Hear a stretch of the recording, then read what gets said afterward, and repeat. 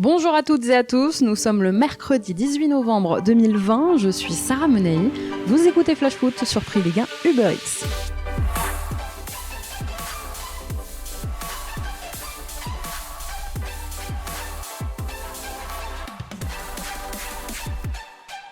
Dans un instant, le Nantais Marcus Coco sera avec nous dans Flash Foot. Il va nous parler de l'entame de saison compliquée des Canaries, de sa relation avec Christian Gourcuff et du match qui les attend face à Metz dans le cadre de la 11e journée, ce sera dimanche. Mais avant ça, un peu de patience, place à notre fait du jour. La FIFA a annoncé hier qu'elle réfléchissait au développement d'une assistance vidéo à l'arbitrage simplifiée et plus abordable pour être déployée à tous les niveaux. Un groupe de travail présentera prochainement son projet qui a pour but de réduire la qualité et les exigences minimales des installations technologiques du VAR. Alors ça veut pas dire que toi, Michel, le dimanche matin, on va juger ton hors-jeu. Je sais, t'es déçu. Mais ça veut dire que l'assistance vidéo sera au moins mise en œuvre pour le foot des nations ou même chez les filles, puisque pour rappel, l'assistance vidéo n'est en place actuellement que dans les compétitions et les ligues majeures. Elle ne l'était pas, par exemple, cet automne pour la phase de groupe de Ligue des Nations. Pareil pour la Ligue des Champions féminines, la saison dernière, pas de VAR. Alors très critiqué ces dernières semaines, plusieurs actions de but à la limite du hors-jeu ayant été annulées par la VAR, eh bien ces décisions qui ont suscité l'incompréhension ont provoqué aussi une réaction de la FIFA qui a annoncé qu'elle avait sollicité le marché pour trouver une technologie permettant de mieux visualiser les hors-jeux difficiles à juger. Alors ça réglera pas tous les problèmes, mais c'est déjà ça. Chaque semaine, nous recevons dans Flash Foot l'un des acteurs de la Ligue 1 qui vient nous raconter son début de saison, ses objectifs. Lui a l'occasion cette saison de lancer enfin son aventure nantaise. Premier buteur de la saison des Canaries, c'est Marcus Coco qui est avec nous. Bonjour Marcus. Bonjour. Déjà, comment ça va ? T'as eu quelques pépins physiques en début de saison, est-ce que tu te sens mieux ? Oui, ça va mieux, ça a été un peu compliqué au début, mais aujourd'hui, ça va beaucoup mieux. Marcus, ça fait quoi de porter un prénom très à la mode en ce moment ? Ça fait, déjà, j'ai toujours aimé mon prénom, et voilà, j'ai pas à rougir de l'avoir. Vous vous connaissez en plus, vous avez partagé le même vestiaire à Guingamp, ça va, il est sympa ? Et oui, il est très sympa, il aime bien, il est très taquin. Il est taquin ? Mais toi aussi, non ? Non, mais lui, c'est vraiment pire, j'ai jamais vu ça. T'as une anecdote, Marcus, avec lui ? Lui, il est toujours toujours il rigole, il est jamais, on va dire, sérieux. À part quand, voilà, il s'agit de jouer au foot. Mais sinon, il est toujours en train de rigoler. Si c'est pas sur le terrain, il est toujours en train de rigoler. Marcus, on va parler du début de saison poussif du FC Nantes. À l'issue des 10 premières journées, vous avez 11 points. Vous êtes 14e aujourd'hui au classement. Le succès contre Lorient avant la trêve a fait du bien. Selon toi, qu'est-ce qui vous manque pour continuer sur cette lancée et inverser un peu la tendance de ce début de saison compliqué ? Je dirais un peu plus de réussite et de continuer à gagner à l'extérieur. Parce que voilà, c'est ce qui nous a beaucoup manqué en ce début de saison. Et là, de voir qu'on a pu le faire, je pense que c'est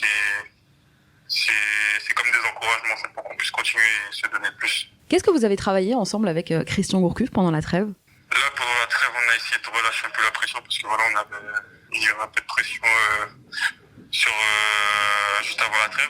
Donc on a essayé de relâcher et là, cette semaine, on sera de travail pour pouvoir accueillir Metz. T'as connu un coach comme Jocelyn Gourvenec qui t'a lancé à Guingamp.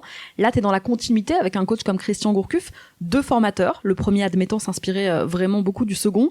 Qu'est-ce que ça t'a apporté ? Qu'est-ce que ça continue de t'apporter et de t'apprendre ? Et moi, ça me permet déjà de m'épanouir. Parce que voilà, c'est ce que j'ai connu à Guingamp. Et je continue à apprendre malgré les années qui passent. Je sais que voilà, il me reste beaucoup de choses à apprendre. Et le fait d'avoir un coach similaire, ça facilite les choses. T'as 24 ans, t'es encore jeune. Ouais. T'as été titulaire à 5 reprises sur les 6 dernières journées de Ligue 1. Christian Gourcuff te fait confiance, il compte sur toi. Quelle relation est-ce que tu entretiens avec lui ? Justement, c'est une relation de confiance où je sais que voilà, je dois me donner à 100% parce que voilà, il me fait confiance. Et après, voilà, il est dans la discussion. Quand quelque chose ne va pas, il m'explique, il me demande. Et voilà, si je sais que voilà, je suis pas à 100%, je lui dirai, mais quand je suis à 100%, c'est à moi de donner le maximum sur le terrain. T'es un joueur, Marcus, qui marche beaucoup à la confiance ? Ouais, beaucoup à la confiance. Et je dirais pas aux encouragements, mais j'aime bien qu'on me touche, qu'on me dise voilà, les choses qui vont pas pour que je puisse les faire. Et quels sont les conseils que te donne Christian Gourcuff au quotidien ? C'est plus dans le jeu, en fait, de jouer avec mes qualités. De demander, de venir chercher, de repartir en fait, de jamais rester statique.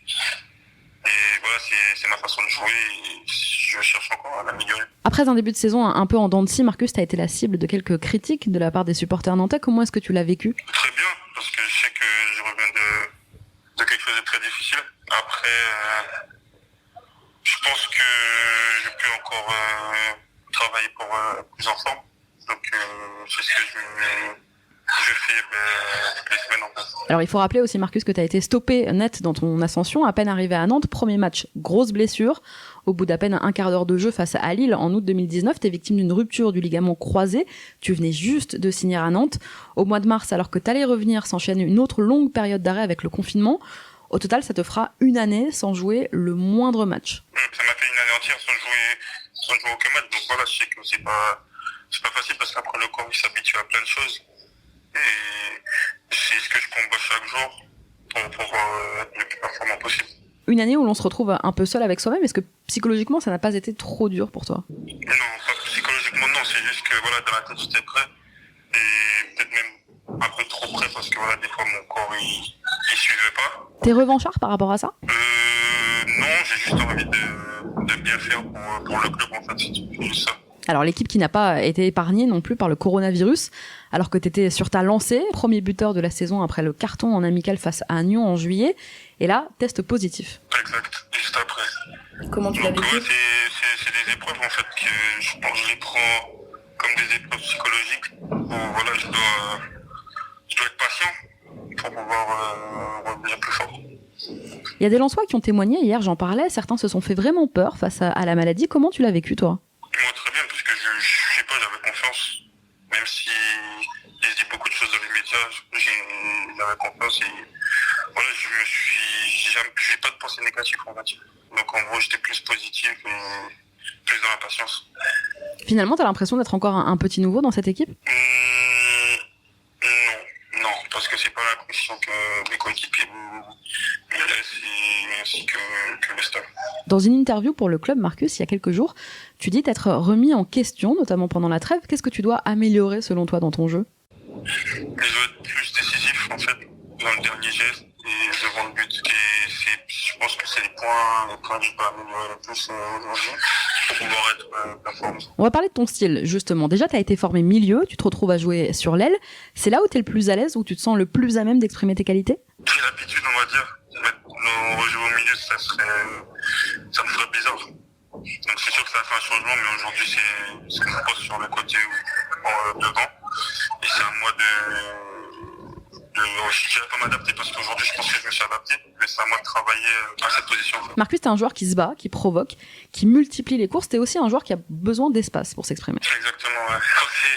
Quand c'est réduit, en fait, c'est un peu compliqué. Après, j'aime bien aussi parce que je suis un joueur, j'aime bien jouer au ballon, même si ça se voit pas. Donc après voilà, c'est sûr que quand on va dire je commence le match avec l'état d'esprit où voilà, j'ai besoin d'espace, changer d'état d'esprit, c'est un peu compliqué, mais ça le fait en fait. C'est ce qui s'est passé, je dirais, contre Lorient. Pourquoi est-ce que tu dis que ça se voit pas, que t'es un joueur de ballon ? Parce que en général, je prends plus les espaces que voilà, que je décroche pour pouvoir jouer. Quel est le style d'attaquant, Marcus, dont tu veux t'inspirer, que tu admires ? C'est même pas des grands attaquants, c'est plus plutôt Jimmy Briand, que j'ai vu jouer à Guingamp, où voilà, j'aimais bien sa façon de jouer, ses déplacements et tout, voilà. Tout ce qu'il faisait en fait, j'aimais bien. Vous étiez pourtant un peu en concurrence déjà à Guingamp. Pas trop, puisque lui il était en pointe et moi j'étais sur le côté, donc on a eu l'occasion de beaucoup jouer ensemble et j'ai beaucoup aimé en fait. Bah parce que finalement, lorsque Antoine Comboiré fait arriver Jimmy Briand, il joue d'abord sur un côté avant de le mettre en pointe. Oui, après oui, c'est vrai que ouais, on a été des fois en concurrence parce que voilà, le coach avait besoin de trouver des solutions pour que l'équipe elle marche, elle tourne bien. Donc après voilà, ça je l'ai compris. Et après, les choses sont redevenues comme c'était au début. Il y a un joueur en Ligue 1 qui t'a particulièrement impressionné depuis tes débuts, Marcus ? Yanis Salibur. Pourquoi Salibur ? Je sais pas comment m'expliquer, en fait, faut voir. Dans l'élimination, je pense que voilà, pour moi, c'est un des meilleurs joueurs que j'ai eu. Enfin, contre il est toujours passé. Marcus, tu joues un peu à Football Manager, le dernier qui est sorti ? Pas le dernier, mais j'ai joué avant, oui. T'as pas vu tes notes alors ? Mes notes, c'était raisonnable. Là, j'ai pas vu. Après, je serais compréhensif par rapport à la saison que j'ai faite l'année dernière, vu que j'étais blessé. Mais les autres années, je trouve que ça a été. Demain, on en parlera dans Flash Foot, c'est pour ça que je te demande, est-ce que tu veux que je te donne tes notes ? Alors dis-moi ce qui t'intéresse, la technique, le mental ou le physique? Technique et mentale. Allez. Alors courage, t'es à 13. Ok. Concentration à 11. En concentration, j'aurais pu avoir un peu plus. Je suis quelqu'un de très concentré. Détermination et flair, t'es à 12 sur 20. Ouais, ça va. Travail d'équipe, t'es à 13. Ah ouais, 13, travail d'équipe. Là aussi. Tes meilleures notes, elles sont sur le plan athlétique, accélération, t'es à 16. Et bonne forme, aptitude, t'es à 16 aussi. Oui, ça va. En plus, j'ai encore 24 ans, j'ai une marge de progression. Ça va, t'es large. Ah bah oui, je suis large. Bon, à 26 ans, on visera le 18 alors. Exact. Il fait quoi Marcus Coco en dehors des entraînements? Là, en fait, à cause du confinement, maintenant, je joue qu'à la Play. Je suis casanier, donc je joue à Assassin's Creed, Call of, FIFA, on joue à Club Pro. Hitman, il y a une grande liste. Avant, je joue à GTA, j'attends le prochain. Ouais, c'est vrai, t'aimes bien NBA 2K? Ouais. Et du coup, tu regardes un peu les matchs de NBA? Quand même, oui, ça depuis 3 ans. En fait, c'est Lucas de Thibaut Giresse qui m'ont mis dedans. À Guingamp, parce qu'ils étaient fans. Ah ouais, ils étaient très fans? Ils en parlaient tout le temps. Donc au final, par curiosité, je m'y suis intéressé. Voilà. Qu'est-ce que t'aurais fait, Marcus, si t'étais pas devenu footballeur professionnel? Franchement, je sais pas. Ouais. À l'école, je savais pas ce que je voulais faire. En fait, on va dire que j'ai ouvert toutes les portes et j'ai suivi celle qui était la plus grande ouverte. Ah ouais, c'était pas un rêve de gosse? C'était pas un rêve, justement. Je savais même pas. En fait, je jouais au foot pour le loisir. J'avais pas de but précis, on va dire. Donc, en fait, au début, j'ai voulu jouer au foot juste parce que mon père jouait. Et après, finir pro, c'était pas, je dirais pas que c'était pas un objectif, mais genre, c'était pas ce à quoi je pensais tous les jours. En fait. Je voulais juste réussir quelque part, en fait, pour mes parents. Là, on va dire que ça a marché. Donc, le but maintenant, c'est de rester le plus possible au maximum. Bon, ils sont fiers de toi, du coup. Oui, ça va, oui. Ils vivent près de toi, tes parents, à Nantes? Non, ils sont restés à Guingamp, oui. Mais après, voilà, en tout cas, dans ce que je fais, après, je suis investi vraiment à 100%. Bah justement, tu me parles de Guingamp. Est-ce que tu as suivi à distance le début de saison très compliqué de ton club formateur, les mauvais résultats, le départ du président des Plats, le licenciement du coach Sylvain Didot après seulement 2 journées? T'en penses quoi? Oui, parce je suis toujours en contact avec des joueurs de Guingamp, même qui sont partis ou qui y sont encore. Et oui, j'ai suivi et je suis encore. Ils ont pris du temps parce que voilà, ils ont reconstruit l'équipe. Et je pense que là aujourd'hui ça va un peu mieux et ça va aller encore mieux parce que il y a des joueurs qui vont revenir en forme. Dédicace à Ntep. C'est qui ton meilleur pote, Marcus, dans le foot? Il y a Ludovic Blas, il y a James Leasiliki. Mais vraiment meilleur, avec qui je pourrais rester toute ma vie, je dirais, dans une maison. Il y a James et Ludo. Vous vous ressemblez pas un peu tous les deux? Non, pas non. Avec James, non, pas du tout. C'est la personne. Non, faut le connaître. Nous, c'est parce qu'on le connaît. James, c'est la personne la plus spéciale au monde que je connaisse. Parce qu'il est spécial, faut le comprendre en fait. Je dirais pas qu'il faut toujours aller dans son sens, mais en fait il est un peu boudeur. On l'aime pour ça. Donc on sait à qui on a affaire quand on le connaît bien. Ah ouais, il est boudeur, James Leasiliki. Ouais. Mais il est gentil dans le fond, en vrai, après. En arrivant à Guingamp, il m'a beaucoup apporté et tout. Comment ça va se passer alors, Rennes-Nantes? Le match aller, ce sera chez vous le 6 janvier. Après voilà, ça c'est un match, même en étant amis, on a envie de battre l'autre, ça c'est sûr. Donc il y aura de la rivalité et je pense que ça va être un très bon match. Dernière question, Marcus. Prochain match, dimanche 13h. Vous recevez Metz à la Beaujoire dans le cadre de la 11e journée. Les Messins qui sont dans une bonne dynamique, qui font un bon début de saison. Comment est-ce que vous appréhendez ce match? Je pense que nous, on a confiance. Même si on n'est pas bien classé au classement, mais je pense qu'on a confiance en nous. Et le match, on l'aborde comme un match de Ligue 1. Après, il faudra l'aborder avec beaucoup de détermination et beaucoup d'envie. Qu'est-ce qui fout le bordel derrière toi depuis tout à l'heure? Il y a franchement tout le monde. Ah ouais? Bon, c'est un entraînement joyeux, quoi. Tout le monde.